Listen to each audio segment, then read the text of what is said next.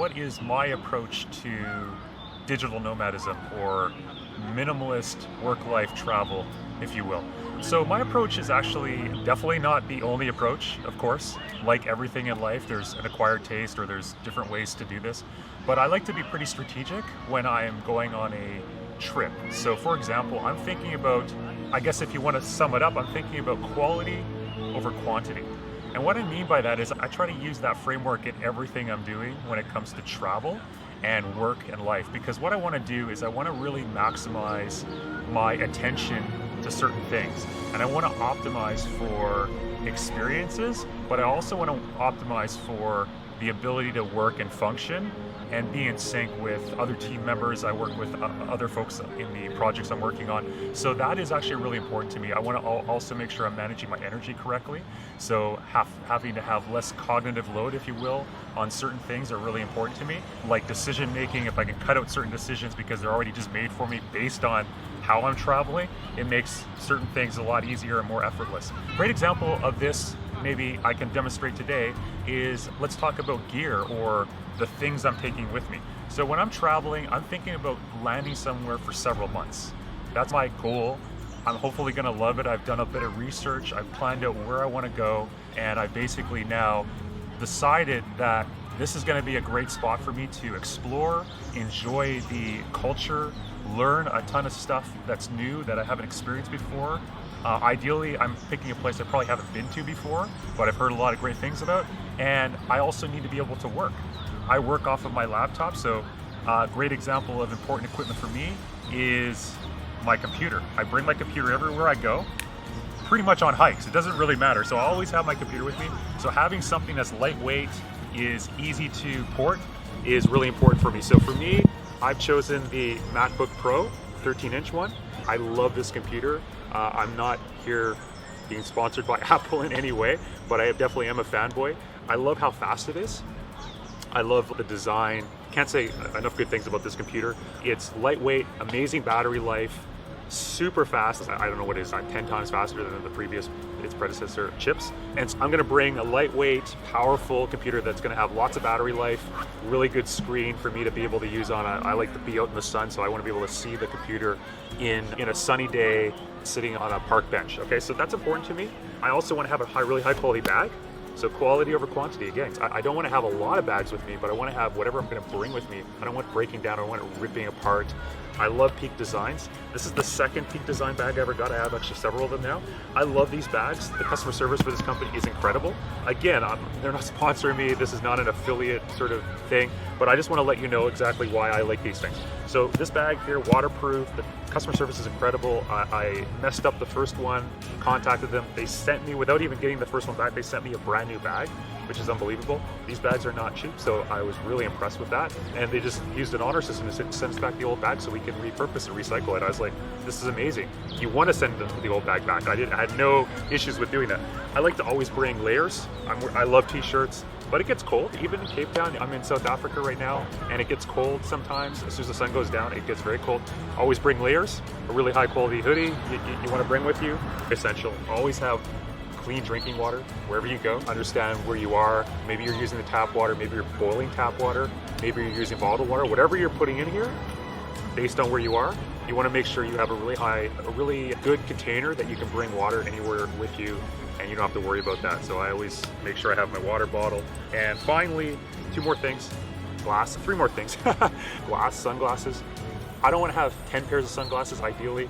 I like style, but I like glasses as a style statement, but I actually like function. So I'm going to try to get one really good pair of glasses. These are Maui gym sunglasses. Love these, really good UV protection, really lightweight, but really solid build. They feel really strong, but they're also really lightweight. So I'm gonna try to bring one pair of glasses that are versatile. I can try to almost wear anywhere. And then finally, hiking boots. Got it. Wherever I'm going, I'm gonna have to be able to go in any type of weather, very versatile. These are, I think the company's called Wednesday or Weekend. Oh my God, I should know this, Thursday. So these are Thursdays. This is a New York based brand. Love these, really solid build. This is the second pair I've had of these. They last forever. The first pair are sitting back home in Canada, but I only needed to bring one pair. I thought about bringing a second pair in case these break down, but I don't even think that's even possible because the other ones I've had them for years and they're fine. They look exactly like these, like they don't seem to wear out. So just a really high quality pair of hiking boots that I can bring, and then minimal attire. I like a couple of t-shirts, a couple of different versatile pants, love cargo pants. Finally, I have 2 phones. Now this is a weird one. Why do I have 2 phones? That seems a little extra, right? I am not trying to be extra, but here's the reason why for me. I'm staying in a place for many months, but I also have relationships and people that I want to stay in touch with back in Canada, where I'm from. When I'm in Canada, I need to get messages from folks there. I have a lot of my device, I should say, is actually connected with a lot of different software, a lot of different authentication and security things, a lot of different messaging apps and so on. That's all tied to my Canadian number. However, roaming months over months can be very expensive and really cost prohibitive. So you don't really want to necessarily have to keep porting this phone around and this number around and paying roaming charges. So what I do is I just keep it local.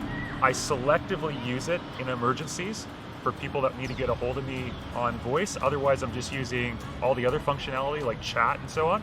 And then I get my old phone. Instead of selling this or giving this back, I take my old phone and I basically use that for my local number. So now I have a local number. I can use this all day, all the time. It's very inexpensive wherever I am. And I've got my original phone that I'm using to stay in touch with the world that I'm leaving, right? And my new phone to stay in touch with the world that I've joined. So that's, again, like a little hack that I've learned, trial and error. And those are great examples of quality over quantity. Be very selective. Every square inch counts. So you don't want to bring hundreds of bags with you when you're traveling. So you basically want to decide like what's the most important things that are going to be optimized, that are going to be used over and over again, that are not going to break down on you ideally, are going to be really comfortable. And that's the way I approach travel. Last thing I'll tell you as another great example is moving away from gear now, because I don't want to make this too commercial for you. I'll actually add in the show notes, by the way, I'll add a bunch of different other examples of things that I'm bringing with me on these trips. Thinking about staying in a place for multiple months without feeling like I'm depriving myself of anything. If you move away from what you're bringing, you can also apply this to what you're doing.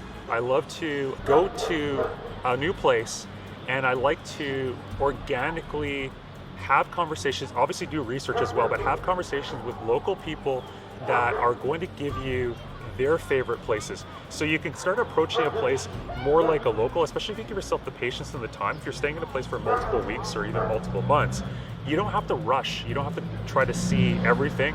And in fact, even if you stay there for a long time, you still don't have to see everything. Quality over quantity. So what you can do, and what I like to do, is actually just start to talk to folks, figure out places that I'm hearing repeated, and I'll go and I'll just take a full day off from work and anything else, and I'll actually go a little micro vacation within my travel vacation, if you will, or workcation, and I'll basically go and I'll just deeply explore that place. So maybe it's a famous monument, or maybe it's a mountain hike. You know, we have beautiful mountains here in Cape Town, South Africa, so maybe I'll just go and do a hike all day up Table Mountain. So those are the kind of things where you don't have to see everything, because your memory isn't going to remember everything anyway, but you want to basically just have a really rich, deep experience when you're traveling and working.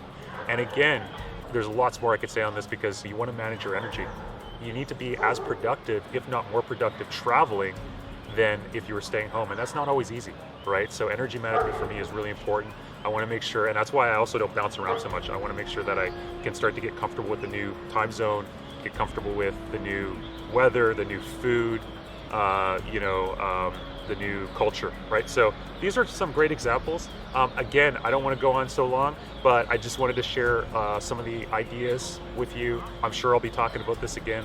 This channel and this series is all about what I'm learning, trying to just provide good advice. Again, look in the show notes if there's any more information that I can provide. I will. Any comments you make, I'll definitely try to answer those for you. Thank you so much.